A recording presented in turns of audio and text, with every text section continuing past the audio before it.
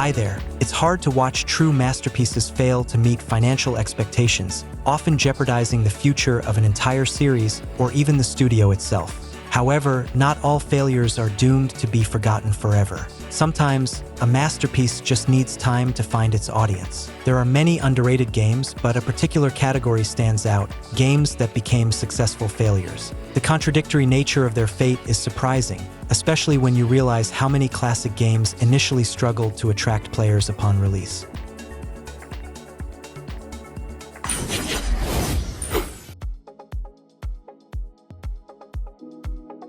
One of those games is Beyond Good and Evil. Today, many gamers look back on this title with nostalgia, seeing it as a prime example of Ubisoft's golden era. The game's unique character sets it apart from others. It never tries to imitate anything else, which makes it a true classic in the sci-fi stealth puzzle genre.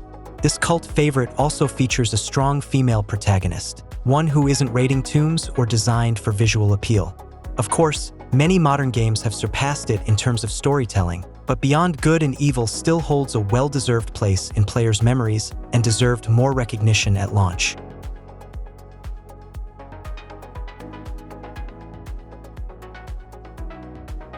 Spec Ops: The Line. This is one of those games whose ideas were clearly ahead of their time. Despite its age, it remains gripping and carries a deeper message than one might expect from a shooter. Unfortunately, it didn't get the attention it deserved and was overshadowed by other genre giants. The game's marketing campaign failed to highlight its uniqueness. This was done intentionally to avoid spoiling the story and to keep players unaware of its twists before playing. Sadly, this decision also cost the developers the opportunity to continue the series.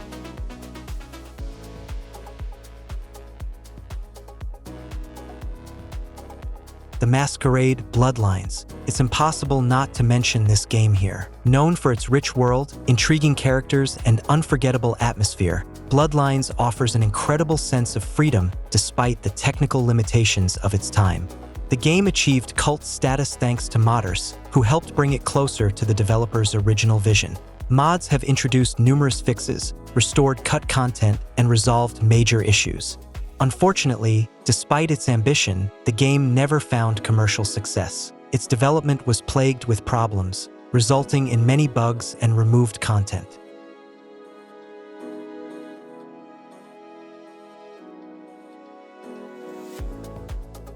Okami was a critical darling but a financial disaster. Its failure in the first year was so severe that it still holds a Guinness World Record for the worst commercial performance of any Game of the Year winner. Since then, Okami has managed to recover financially thanks to ports and remasters on PC and various consoles. Its cult status is undeniable thanks to its stunning art style, breathtaking soundtrack, and outstanding story.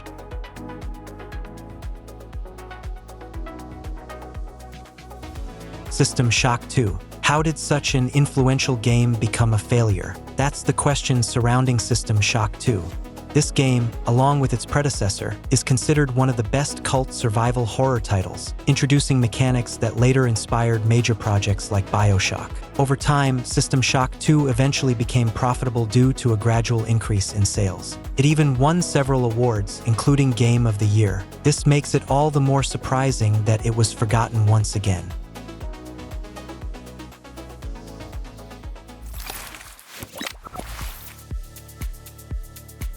Psychonauts. Double Fine Productions is known for its unique worlds, distinctive art styles, and memorable characters.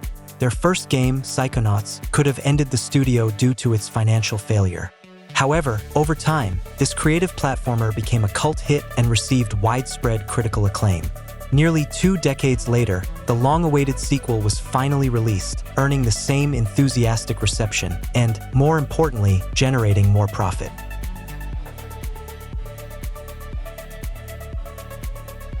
Dark Souls.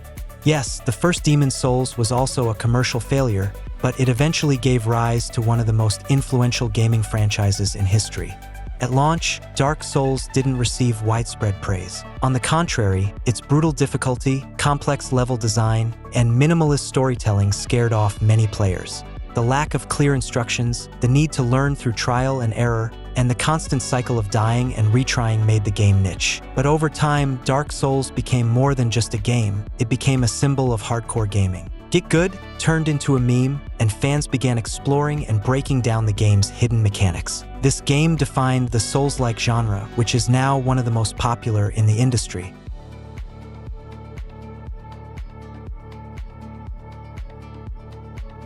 Shenmue.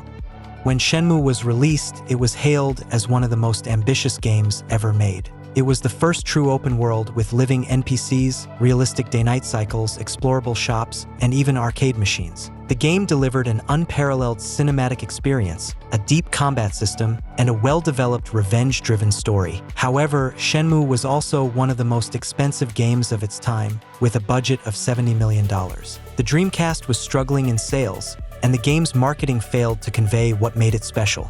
As a result, it didn't recoup its costs, leading to massive losses for Sega. But over time, Shenmue became legendary. It's often credited as a precursor to GTA, Yakuza, and many modern RPGs.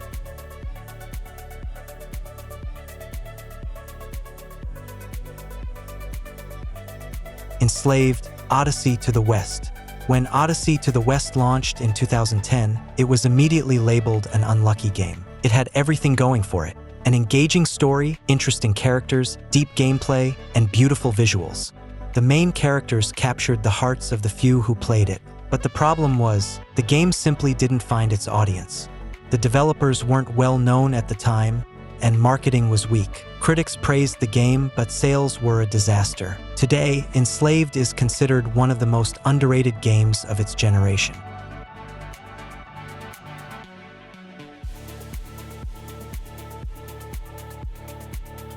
Mirror's Edge.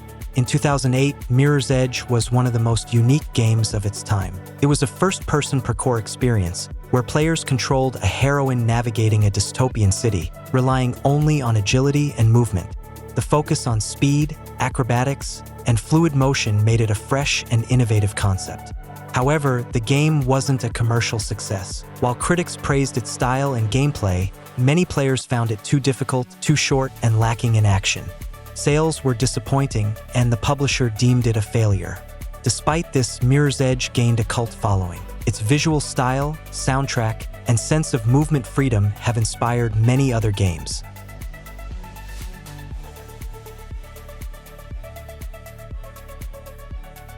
Prince of Persia.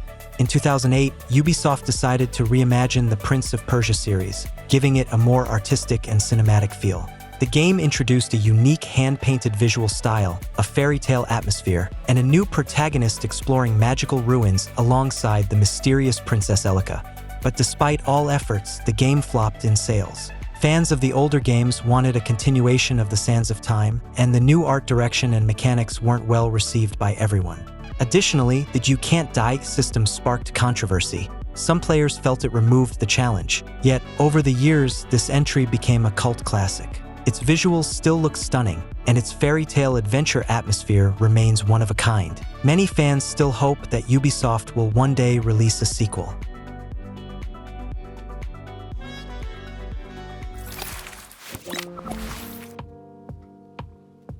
Sleeping Dogs.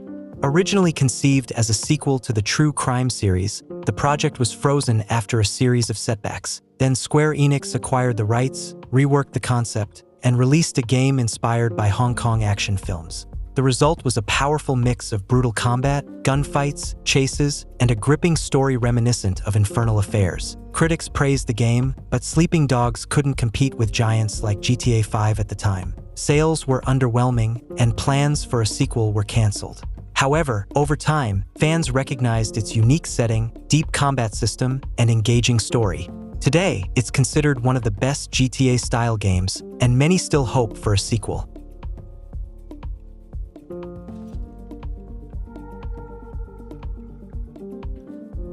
Bulletstorm.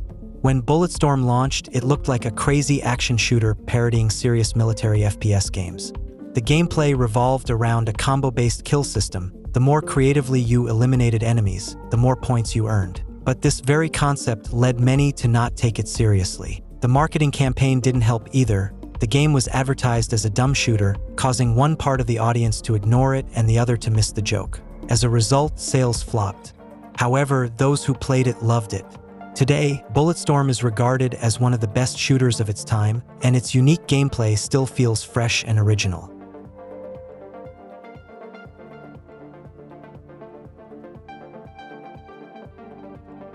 American McGee's Alice. This game was a dark and twisted reimagining of Alice in Wonderland.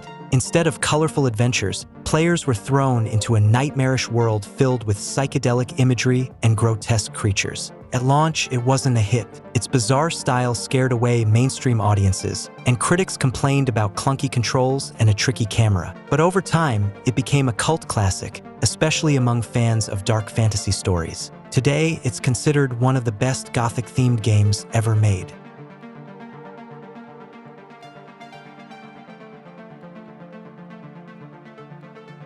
Alpha Protocol. Developed by Obsidian, this game was an ambitious spy RPG where every decision affected the story. It featured dynamic dialogues and character progression, allowing players to tackle missions in multiple ways. However, Alpha Protocol received a lukewarm reception at launch. The biggest complaints were dated graphics and technical issues. Because of this, sales tanked, and the planned sequel was shelved. Over time, however, players began to appreciate its depth. No other game has captured the true essence of a spy thriller quite like it. Today, it's regarded as one of the most underrated RPGs.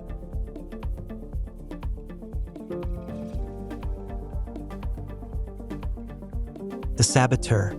This stylish open-world action game was set in World War II, where players controlled an Irish race car driver turned resistance fighter seeking revenge against the Nazis.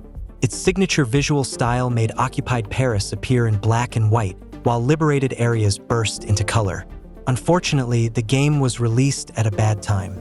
Due to financial troubles, the developer shut down right after launch, leaving the game without proper support. However, the Saboteur became a cult favorite among fans of stealth and action games. Its unique art direction, immersive atmosphere, and open-ended gameplay made it a hidden gem.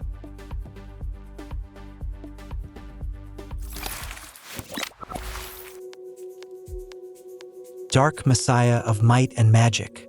When Arcane Studios released Dark Messiah, they introduced a revolutionary first-person combat system. Players could break swords on enemy armor, use magic creatively, kick foes off cliffs, and chain attacks together.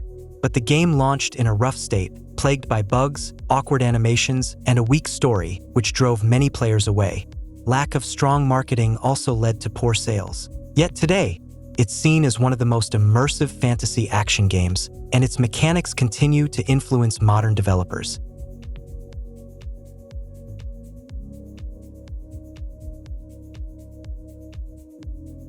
Bully. Upon release, Rockstar Games' Bully faced major controversy. Politicians and parent groups accused it of promoting school violence and bullying, even though the game actually parroted school stereotypes and gave players the chance to stand up for weaker students. Due to negative press and weak marketing, Bully never became a blockbuster, especially compared to Rockstar's other major hits. But over time, it gained a cult following. Fans love its unique setting, engaging story, and detailed school environment. Today, it's considered a classic, and many still hope for a sequel.